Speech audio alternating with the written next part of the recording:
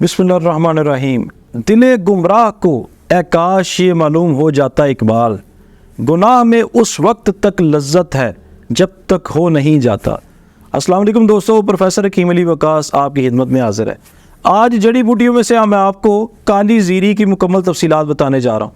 फ़ारसी में इसको ज़ीरा दश्ती कहते हैं, हिंदी में वनजीरा कहते हैं, अंग्रेज़ी में इसको ब्लू फ्ली बेन कहते हैं। इसका पौधा 2 गज तक बुलंद होता है, पत्ते लंबे और नोकदार होते हैं। सितंबर के महीने में इस पर फूल लगते हैं।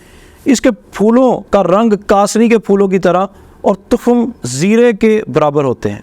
इसके तुखम की बू तेज़ और मज़ा तल्ख होता है। इसका मिजाज गर्म और खुशक तीसरे दर्जे में है। इसका मुसले आमलों का पानी है। इसकी मिकदार खुराक 1 ग्राम से लेकर 2 ग्राम तक है। काली ज़ीरी का पौधा हिंदुस्तान में काश्त किया जाता है। अब आपको इसके इस्तेमालात तफसील के साथ बताऊँगा।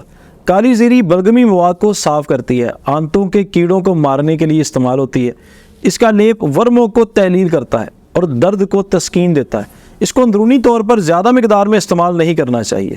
इसके ये तमाम फ़ायदे इसलिए हैं क्योंकि इसके अंदर मंदरजा ज़ैल अज्जा पाए जाते हैं। काली ज़ीरी में एक असेंशियल आयल और फिक्स्ड आयल वेरनोनिनो होते हैं। अब काली ज़ीरी से तैयार किया जाने वाला एक नुस्खा आपको बताऊँगा जो हमारा काफ़ी तजर्बा शुदा है।